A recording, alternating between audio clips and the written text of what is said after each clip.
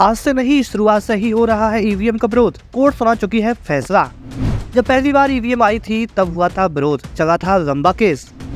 आज भी विपक्ष अड़ा है ईवीएम से चुनाव नहीं कराने की जिद पर, लगा दिया है कोर्ट में केस। सुप्रीम कोर्ट ने शुक्रवार को इलेक्ट्रॉनिक वोटिंग मशीन यानी ईवीएम पर अपनी स्पष्ट मोहर लगा दी। लेकिन 40 साल पहले जब केरल के पारूर विधानसभा क्षेत्र में पहली बार ईवीएम का इस्तेमाल किया गया था तो अदालत ने चुनाव को रद्द कर दिया था और 85 मतदान केंद्रों में से 50 पर पुनर्मतदान का आदेश दिया था। अगस्त 1980 में electronic corporation of India limited ने राजनीतिक दलों के सामने एक प्रोटोटाइप वोटिंग मशीन प्रस्तुत की। इसके 2 साल बाद 1982 में भारत के चुनाव आयोग (ECI) ने घोषणा की कि केरल में उस वर्ष के विधानसभा चुनाव के दौरान पारूर निर्वाचन क्षेत्र के 84 मतदान केंद्रों में से 50 में इस मशीन का उपयोग पायलट प्रोजेक्ट के रूप में किया जाएगा। केंद्र सरकार ने मशीन के उपयोग को मंजूरी नहीं दी थी, लेकिन ECI ने अनुच्छेद 324 के तहत अपनी संवैधानिक शक्तियों का इस्तेमाल किया, जो उसे चुनावों पर अधीक्षण, निर्देशन और नियंत्रण की शक्ति देता है।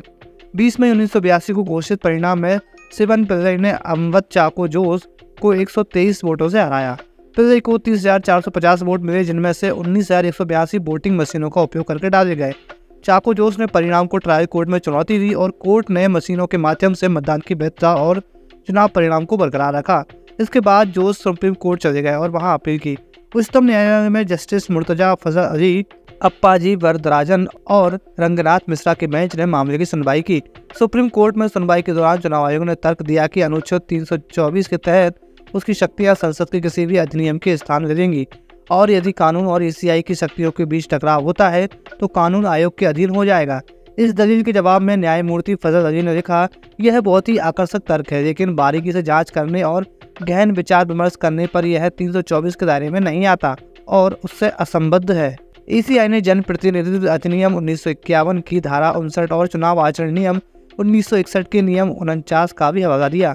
धारा 59 कहती है, वोट मतपत्र द्वारा अथवा निर्धारित तरीके से डाले जाएंगे। आगे कहा गया है कि ECI मतदान से जुड़ा निर्देश देने के लिए एक अधिसूचना प्रकाशित कर सकता है और अधिसूचना में निर्दिष्ट मतदान केंद्रों पर मतपत्र द्वारा मतदान अथवा निर्धारित पद्धति का पालन किया जाएगा।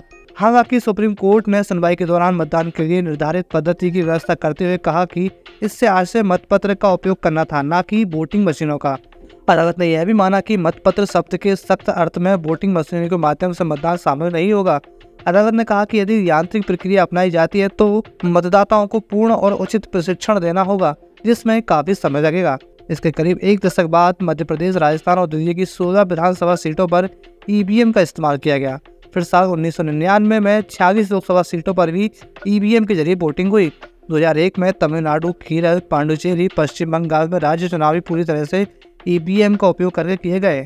2004 के लोकसभा चुनाव तक सभी 543 सीटों पर मतपत्रों की जगह EVM ने ले ली थी।